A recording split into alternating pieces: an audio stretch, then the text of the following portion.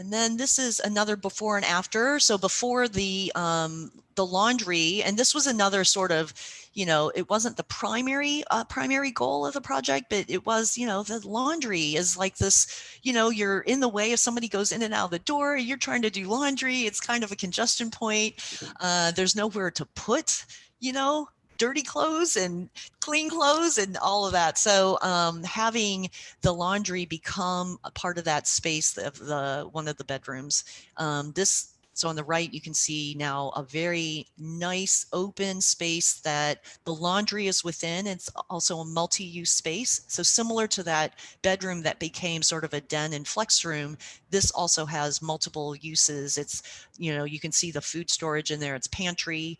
There's space underneath the stairs. You can sort of see on the right that is also storage, and there's light in there.